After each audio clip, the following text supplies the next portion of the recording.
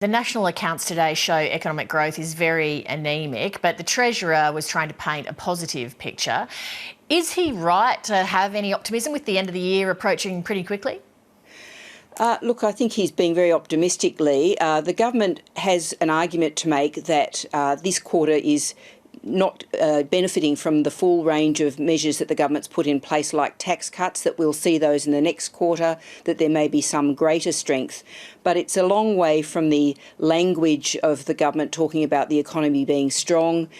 It's the weakest growth since 2009 when we had the global financial crisis, and it really has It's a really interesting set of figures because it shows us so much about the history of economic policy and of the performance of the economy over the last 30 or 40 years.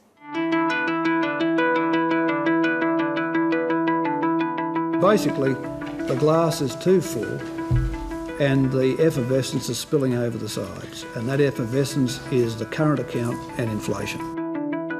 Lower interest rates, long-term interest rates, are going to be conducive for investment, long-term investment. Mr Speaker, we need a strong surplus to anchor a strong economy. We are facing some challenges, individual challenges, but all of them are beatable.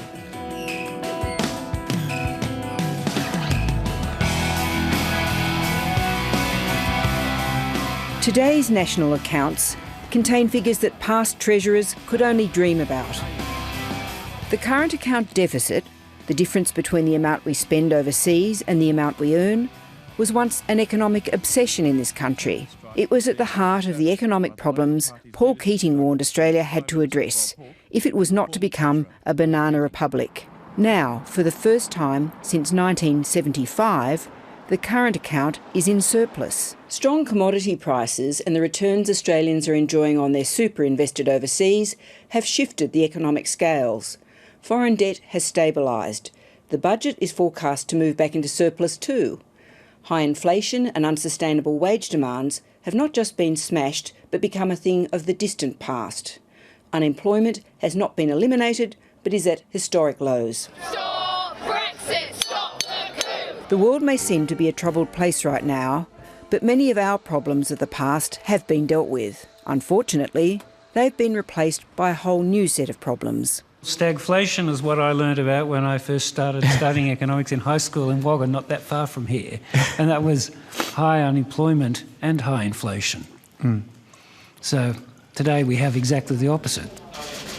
The national accounts today also recorded the lowest growth rate since the global financial crisis.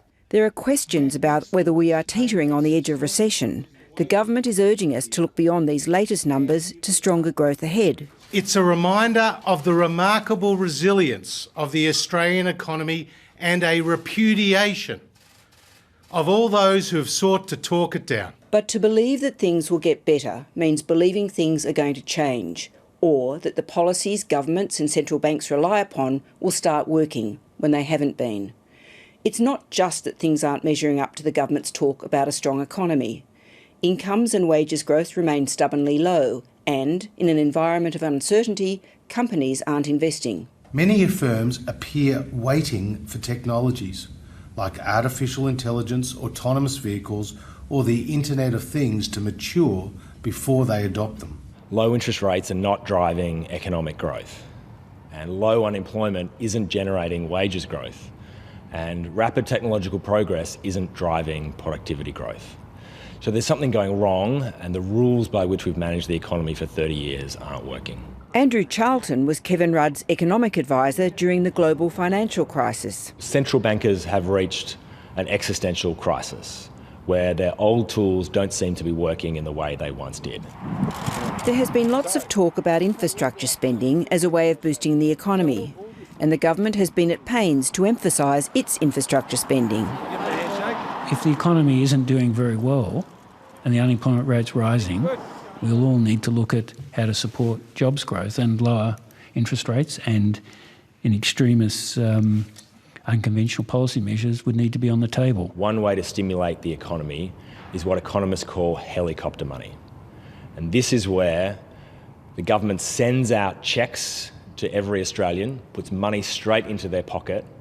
But unlike with the stimulus cheques from 10 years ago, where that money was financed by the government borrowing. This money is just financed by the RBA expanding the money supply. Treasurer Josh Frydenberg insisted today that the government would not be changing its budget strategy for now, that any increase in infrastructure spending would wait until the May budget.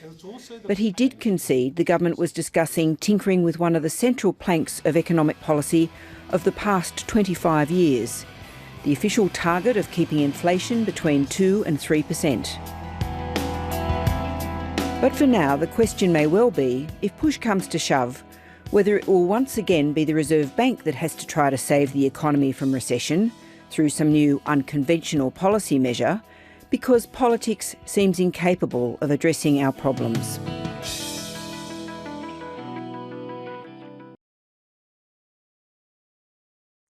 Hi, I'm Lee Sales. Thanks for watching this story. If you'd like to watch more of 730's stories, they are on the left of your screen. And tap on the button below to subscribe and get the latest from ABC News.